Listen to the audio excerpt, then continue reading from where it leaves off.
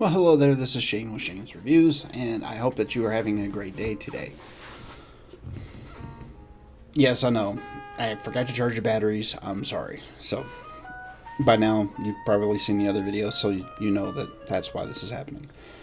Anyway, I wanted to have a quick chat about Randomize by Andy Weir.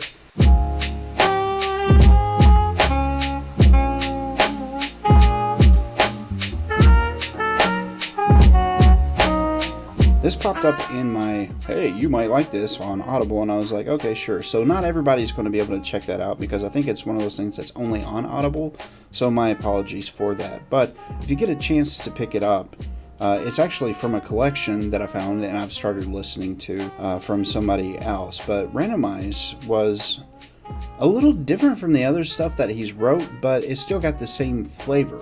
So I highly approve of it. I think it is worth your time, efforts, and energies.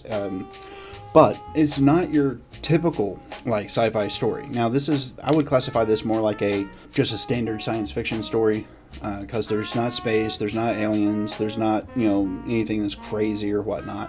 It's just a look at the way that technologies get get hacked. That's a good way to say it. The way that technologies get hacked whenever they first come out. Because there will be particular people that are following the fields of whatnot, and they'll know particular things about it or their weaknesses before they come out. And then, we have our zero-day exploits. And this story could be summarized as two people trying to game the system by taking advantage of a zero-day exploit when nobody else has ever, gone ahead with this before. So it was kind of cool to see, and the story itself. At first, I was like, "Man, this is kind of weak." I'm getting ready to click off of it, and then it really picked up. So give it a second, and it's not long. It's not a huge thing at all. It's only about an hour long, so it is indeed very short.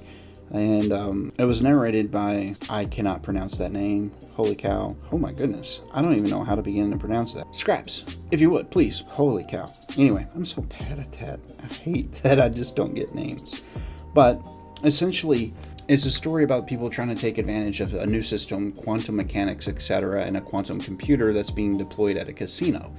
And that's where it starts to get interesting, because we meet the husband, we meet the wife, we meet the person that owns the casino towards the middle point to the end.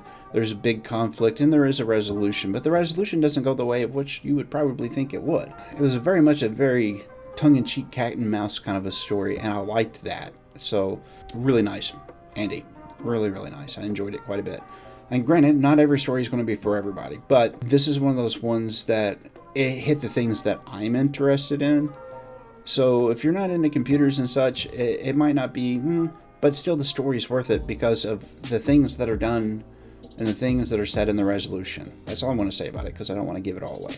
But it was fun, and if you do check it out, I hope you enjoy it. If you do check it out, you know what to do down there. Tell me about it. I would like to know if you thought the same about it. Was it as good as I thought it was, or is it just because I'm interested in computers and technology? That's it for today. If you made it this far, you are my personal hero. Thank you so much for making it to here, and if you think we did something right or you enjoyed what you saw, do me a favor and hit that little subscribe button wherever it is. I mean, there's going to be one somewhere.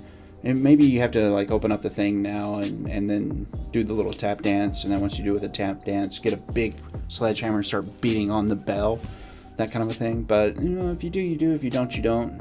If you do and you realize that I'm just an idiot that's talking all the time and you don't want it anymore, you can always unsubscribe. But anyway, love you guys. Thank you so much for being here, and I will see you in the next video. Oh, my finger. Look at that. Yeah, it's so big.